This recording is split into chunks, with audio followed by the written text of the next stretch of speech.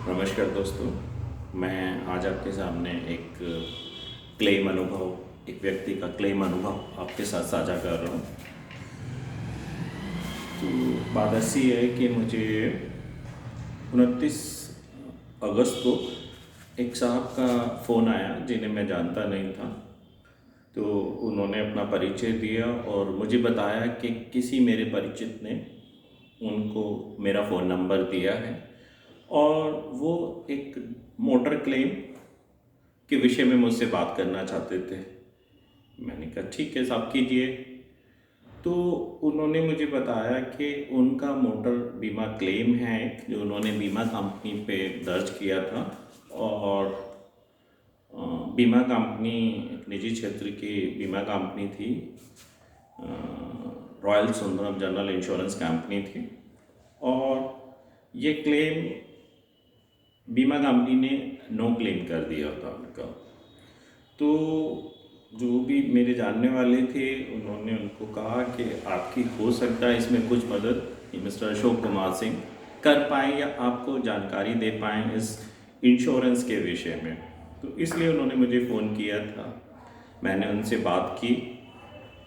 उन्होंने बताया कि साहब, मार्च के महीने में उनका बेटा जो चेन्नई में सॉफ्टवेयर इंजीनियर है, वहाँ जॉब करता था, एक कमरा लेके वहाँ रहता था।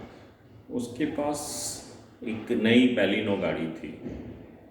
अब जो वो मार्च में यहाँ नोएडा में उसके क्योंकि फादर रहते थे, वो अपने घर आया हुआ था। उसी समय अचानक से कोविड-19 की वजह से लॉकडाउन लग गया इस पूरे देश में। उस लॉकडाउन में के बाद जो है फिर धीरे धीरे चीज़ें समय बीतता गया ऐसे ही। और जो उसकी कंपनी थी जहाँ वो जॉब करता था वो वर्क फ्रॉम होम कर दिया काफ़ी लंबे समय के लिए।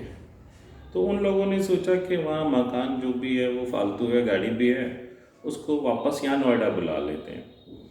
तो इसके लिए उन्होंने एक ऑनलाइन सर्च करके एक पैकर्स मूवर्स ढूंढा और उससे अपनी गाड़ी और जो घरेलू सामान है वो बुक किया।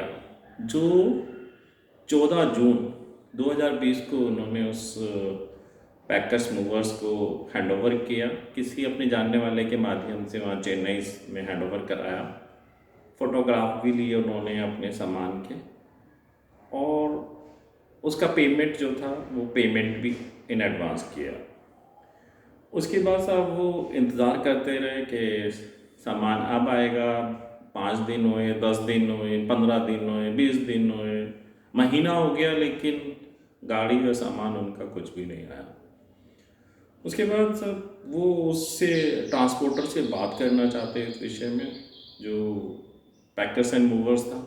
वो उनका बहुत ही मतलब सेटिस्फाइड वे में बात नहीं कर रहा था, कोई जवाब ही नहीं दे रहा था और अक्सर फ़ोन ही नहीं उठाता था। ये काफ़ी चिंतित और परेशान हुए। इसके बाद इन्होंने ऑनलाइन उस गाड़ी के लिए, गाड़ी थेफ्ट के लिए इन्होंने एक ऑनलाइन पुलिस कंप्लेंट की नोएडा में। जब ये कंप्लेन हुई तो और इसके बाद इन्होंने ये बीमा कंपनी को भी इंटीमेट किया कि भाई मेरी गाड़ी ऐसे ऐसे ये जो है मिसिंग है। उसके बाद साहब ये जो पैकर्स एंड मूवर्स है इसको ये चीज़ें पता चली, ये प्रेशर में आया और इसने ये इनकी गाड़ी 28 जुलाई 2020 को इनके घर पे हैंड ओवर की। कोई एक अननोन सा जो ड्राइवर था, जो उस पैकर्स मूवर्स का वो एम्प्लॉय भी नहीं था, वो गाड़ी छोड़ने के लिए आया। जब गाड़ी को चेक किया तो गाड़ी में बहुत ख़राब सी लगी इन्हें देखने में। उसके एयर बैग्स भी खुले हुए थे, पेंट बड़ा रफ हो रखा था, बहुत ख़राब सा मोटा सा पेंट हो रहा था और डेंटेड भी थी गाड़ी काफ़ी जगह। तो इन्होंने इसके बाद चूँकि ट्रांसपोर्टर से बात करनी चाहिए, लेकिन वो तो इनको कोई रेस्पॉन्स ही नहीं दे रहा था, ना इनका फ़ोन उठा रहा था, और उठा भी रहा था तो ठीक से सुन नहीं रहा था। देखने में ऐसा लग रहा था कि गाड़ी जैसे एक्सीडेंट हुई है और किसी बहुत लीपा पोती टाइप से गाड़ी को ठीक कराया गया था। तो फिर इसके बाद इन्होंने साहब ये अपनी जो रॉयल सुंदरम बीमा कंपनी जहाँ इन्होंने एक थेफ्ट के लिए क्लेम इंटीमेट किया हुआ था, उनको ये इन्फॉर्मेशन दी कि गाड़ी तो मिली है लेकिन गाड़ी डैमेज कंडीशन में है।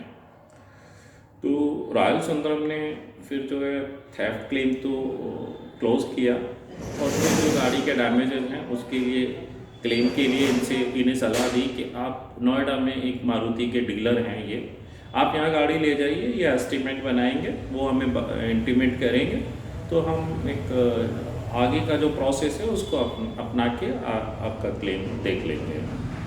ये सब इन्होंने जो वो मोटर्स था मारुति का जो डीलर था उससे संपर्क किया और अपनी गाड़ी उसके यहाँ भिजवा दी। उस मारुति वर्कशॉप ने गाड़ी को चेक किया, वो डीलर वर्कशॉप थी, उन्होंने प्रॉपरली चेक किया, उन्होंने देखा कि इस गाड़ी के काफ़ी सारे पेंट जो पीस हैं, पार्ट्स हैं, वो डेंट पेंट हो रखे हैं जो स्टैंडर्ड से बहुत नीचे हैं, जिनकी पेंटिंग क्वालिटी बहुत ख़राब है। कुछ जगह डेंटेड भी हैं, डेंट्स हैं और एयरबैग्स खुले हुए हैं। प्रिटेंशनल सीट बेल्ट जो हैं वो चेंज होंगी और इसमें जो रेडिएटर और जो फैन शराउड असेंबली है वो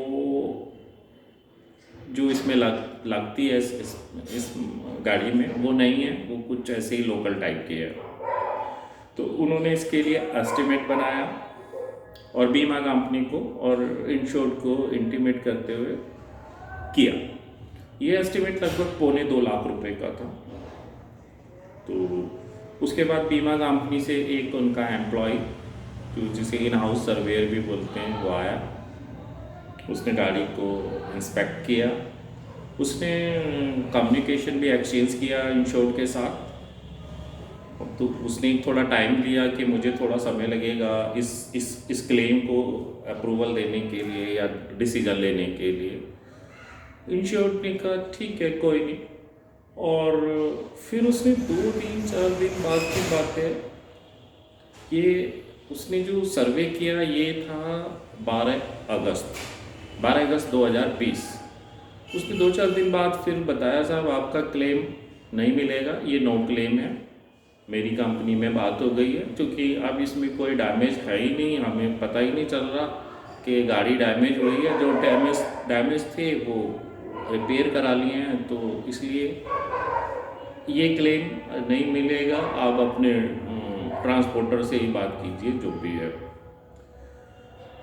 तो सब इन्होंने बीमा कंपनी के आगे कुछ जिनसे इनकी बातचीत चल रही थी बात की लेकिन उन्होंने कोई ख़ास रेस्पॉन्स नहीं दिया और वही उनका भी जवाब था कि आपका क्लेम नहीं मिल पाएगा। इसके बाद फिर किसी ने इन्हें मेरा नंबर दिया कि साहब वो आपको इस विषय में बेहतर जानकारी दे सकते हैं, तो इन्होंने मुझे फ़ोन किया था। तो ये सब जानने के बाद मैंने इनसे कहा कि साहब आपका क्लेम, चूँकि आपकी गाड़ी ट्रांजिट में डैमेज हुई है, जो आपकी प्राइवेट कार पैकेज पॉलिसी है इसमें जो कवरेज पैरल्स हैं उसमें एक कवरेज पैरल है कि गाड़ी ट्रांजिट में यदि जो सड़क मार्ग, रेल मार्ग या जो अंतर्देशीय जल मार्ग हैं, अंतर्देशीय जल मार्ग में समुद्री मार्ग गलत बोल रहा था, अंतर्देशीय जल मार्ग हैं, अगर उनमें ट्रांजिट के दौरान गाड़ी में कोई डैमेज होता है या डैमेज जो भी है तो वो हमारी पॉलिसी में कवरेज है उसके लिए। तो ये गाड़ी तो ट्रांजिट में डैमेज हुई थी इंश्योर्ड के लिए, क्योंकि वो चेन्नई से और उनके घर तक आने के बीच उन्होंने सही हालत में गाड़ी दी थी, लेकिन इन ट्रांजिट ये डैमेज हो गई थी। तो आपका क्लेम बनता है।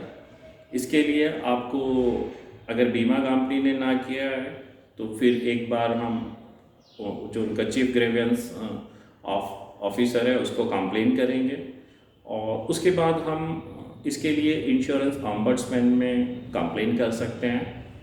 तो उसके लिए पहले हमें ये बीमा कंपनी में एक प्रॉपर शिकायत करनी होगी, फिर 30 डेज बाद हम उसके लिए, या जब वो हमको फाइनली मना कर देंगे तो तब हम इंश्योरेंस ऑम्बड्समैन में कंप्लेन कर सकते हैं। इसके लिए मैंने इन्हें protection of policy holder interest gazette notification 2017 में जनरल इंश्योरेंस क्लेम्स में क्या प्रोसीजर्स हैं, क्या जिम्मेदारी है बीमा कंपनी की, वो इनको साझा की। इनको इंश्योरेंस ऑम्बड्समैन रूल्स 2017 वो इनको मैंने साझा किया। और एक चीज़ मैंने इनसे कही कि आप बीमा कंपनी को अभी जो ग्रीवियंस कंप्लेंट डालनी है उसमें सर्वेयर का नाम और सर्वेयर की सर्वे रिपोर्ट कॉपी की मांग कीजिए। ये आपका जायज़ हक है लेना। ये बीमा कंपनी की भी जिम्मेदारी है और सर्वेयर की भी जिम्मेदारी है कि ये रिपोर्ट आपको दी जाए। और स्पेसिफिक राइटिंग में बीमा कंपनी से मांगना है आपको कि किस स्पेसिफिक पॉलिसी टर्म्स और कंडीशन के अंतर्गत आपका क्लेम रेपुटेट किया जा रहा है।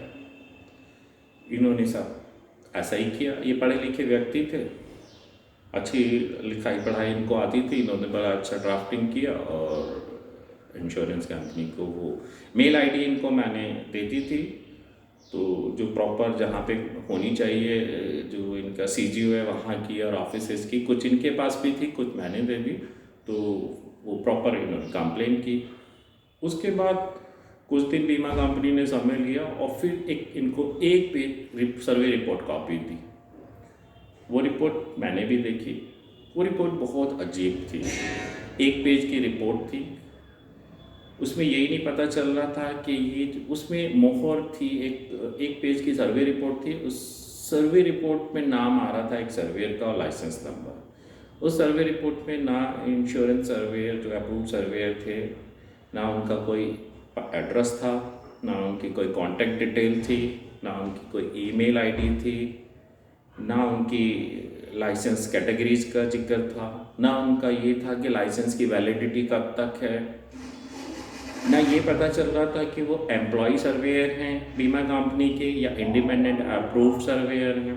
ये कोई जानकारी है उससे नहीं मिल रही थी।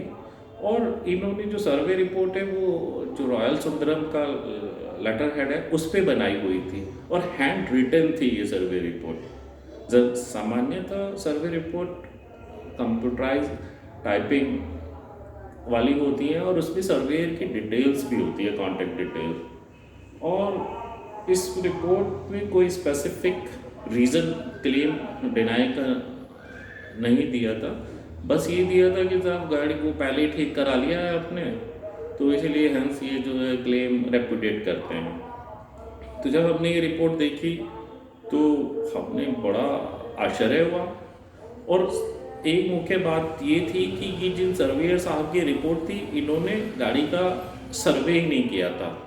सर्वे बीमा कंपनी के एक एम्प्लॉय जिनका नाम भी मालूम है जिन्होंने किया था, जिनसे कम्युनिकेशन भी हुआ, इवन ईमेल भी एक्सचेंज हुई हैं इस सर्वे के रिगार्डिंग उनसे।